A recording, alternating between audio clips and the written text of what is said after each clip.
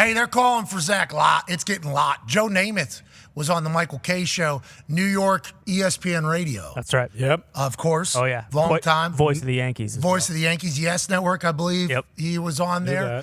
He was talking to Joe Namath, and Joe was like, get him out. Can't take it. And then he said, anybody in the locker room, if it's a harmony, if there's harmony in the locker room, get them out too. There needs to be people that aren't happy with what's going on in the locker room, and Zach Wilson needs to go.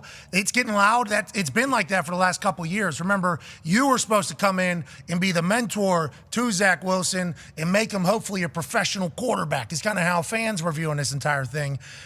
What do you say to Zach in a moment like this, and how does he keep all that noise out and still try to find the confidence to be a better quarterback that the New York Jets need, you think?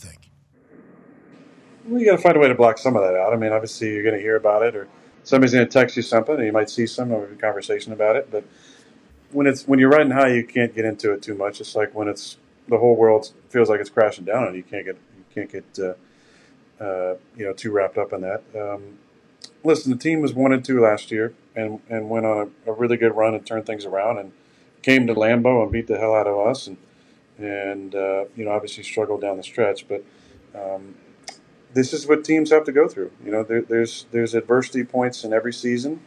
This year it's happening early, and people are coming for us. And there's some heated conversations on the sideline and different things. I think we need to hold our poise a little bit better across, really just offensively. We need to not have some of those things happen on the sideline, and to be a little better, and to be a little. Just be a little better competitors. We need to understand this is part of it. And it's not always going to be pretty. The most important thing is winning. You saw what happened in Green Bay. They were down 17-0 and came back and won that game, an ugly game, 18-17. The most important thing, however you got to get it done. So, there's been, I think, too many little side conversations, and we just need to grow up a little bit on offense and lock in and do our jobs, everybody, and not point fingers at each other. And that's everybody. We don't point fingers at the coaching staff. Don't point fingers at each other.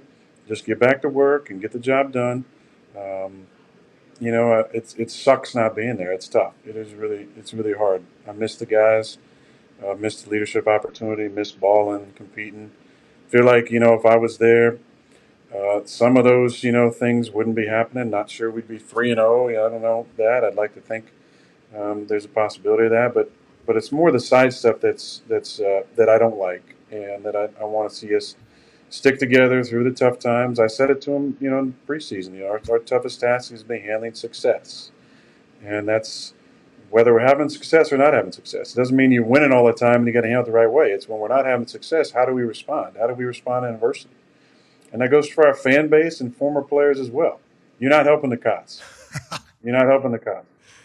Fireman Ed was in his car. He was pissed. So mad. He was so mad. It took him an hour. He's too emotional. He couldn't record a video for an hour. Go ahead. I understand. We have to understand the importance of manifestation and what we're putting out in the world. We also have to be realistic as well. We're not living in this, rose-colored glasses world either. We're 1-2. Been a couple rough ones. Defense, we played good enough to win that game for sure. That's a game we got to win at home. Defense giving up 13 points, we got to win that game, no doubt about it. But let's stay behind our guys. Let's support our guys.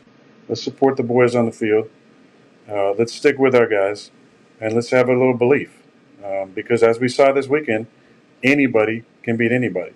And I've already seen, we're almost double-digit underdogs at home against Kansas City, and they're coming off a beat down in Chicago and blah, blah, blah. But, Taylor, it's a home game. It's Sunday Night Football. It's an opportunity for us to go out there and show what we're all about. And I think it's going to be a great opportunity for our boys. And I'd like to see everybody stick together, our fan base, our former players, and our current players, because too much negativity and the world is crashing down after 3 weeks. It's a long season. A lot of time, a lot of things that can happen. So let's just take a couple breaths. Okay, I'm not going to say we need to relax, but let's take a couple breaths.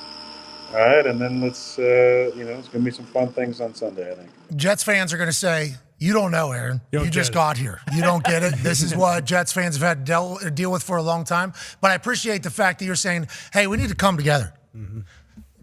Jets on me. Jets on 3. 1, 2, 3. Jets. All right. I think fans did it at home, too. Yep. Joe Namath, I know he stuck his hand up. Connor didn't do it. Fireman Ed put his hands up, for sure. I think the whole team's in there. They're driving. Trying to stay a little bit more positive. I appreciate you saying, though, like, hey, we can't be having the team